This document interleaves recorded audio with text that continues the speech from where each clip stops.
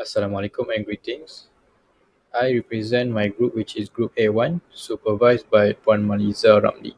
Today I will present the topic given, which is Domain Name System DNS.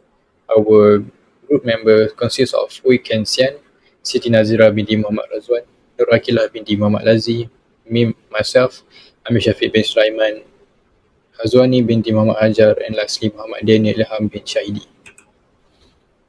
Next, the introduction. DNS converts domain names into IP addresses, simplifying internet access for web browsers and ensuring accurate web page location determined by web browsers. Next, the DNS component. There are two components, which is firstly domain name. Domain name is a sequence of characters to identify hosts. In most cases, the URL entered in the browser when you visit a website is the domain name of the website.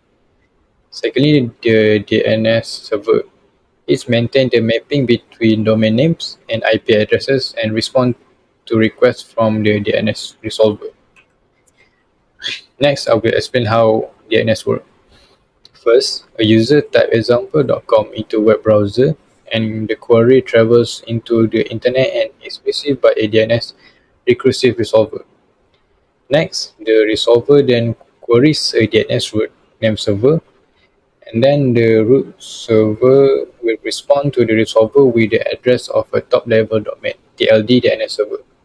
Next, the resolver then make a request to the .com TLD, and then the TLD server then respond with the IP address of the domain name server, example.com.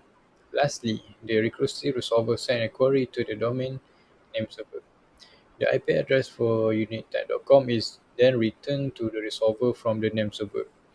And then the DNS resolver then respond to the web browser with the IP address of the domain requested initially. Next, the browser able to make a HTTP request to the IP address. And lastly, the server at the IP return the web server to be rendered in the browser. Next, DNS query mode. There's two of it. First, recursive query. The DNS server query other DNS server and return the query result to the DNS client. Second, the iterative query. The DNS server informs the DNS client of the IP address of another DNS server from which the DNS client query the domain name. Next, the root server TLD server. The root server is the top level server in the domain name system DNS hierarchy, while a top level domain TLD server manages the specific domain extension at the highest level of the DNS. Next, I will list out the advantage and the disadvantages of DNS. The advantages first is user-friendly access, and then load distribution. Next, the redundancy, and then catching for speed and efficient name resolution. And then move to the disadvantages. First, security risk, and then single point of failure. Next, propagation delay, and then privacy concern, and lastly, complex configuration. And move to the configuration in Windows Server. First, open Server Manager and select Add Roles and Features. And then navigate through the wizard and select the DNS server roles. And then follow prompts to install the DNS server roles. And then after installation, open DNS Manager to configure DNS settings. Next, create DNS zone, add DNS record, and configure forwarder as needed. Lastly, regularly monitor DNS server log for any issue or anomalies. And to verify DNS, use the nslookup command in the command prompt to query DNS record, as shown below. Next, we move to the video demo. Welcome, this is demo video to show how to install and configure a DNS server Windows Server 2020 Standard Edition.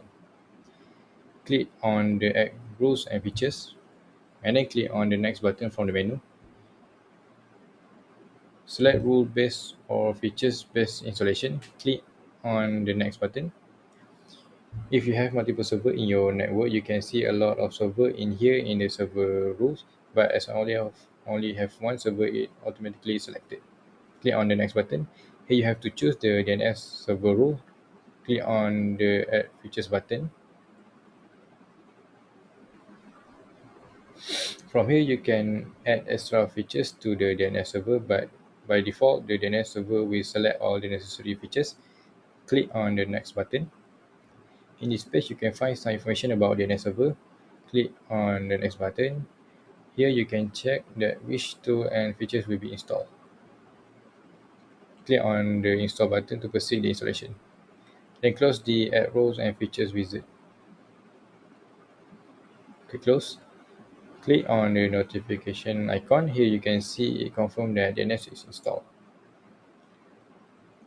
Click on the tools and select DNS from the menu. Select your server from the DNS manager menu. Expand it.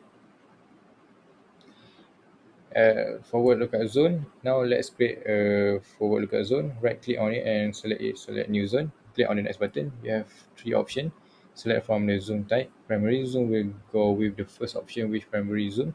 And if you are configuring the DNS server in Active Directory, you can select this option.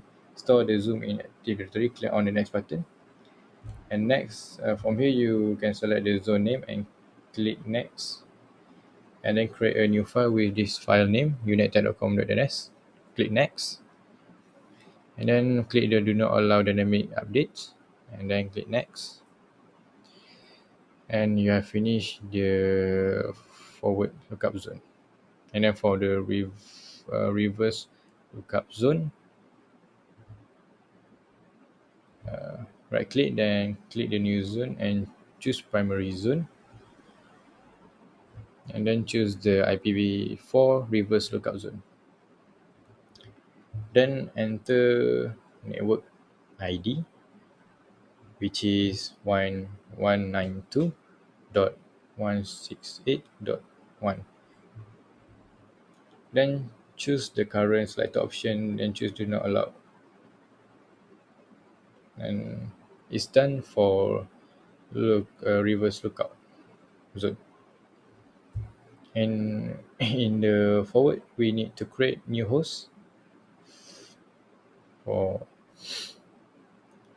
www, and for the IP address 192.168 and 145.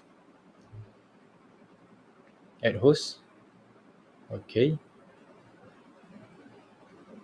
And for reverse lookup, add new pointer and browse click Windows Server, and then forward lookup, and then united.com. And lastly, the www.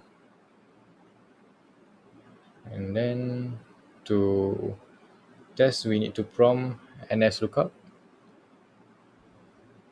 And here is default server and address. And then to test the ns lookup forward, we need to prompt the ns lookup www.united.com. And for the reverse lookup zone, we have to prompt ns lookup with the IP address, which is 192.198.1 and 1.145. That's all. Thank you.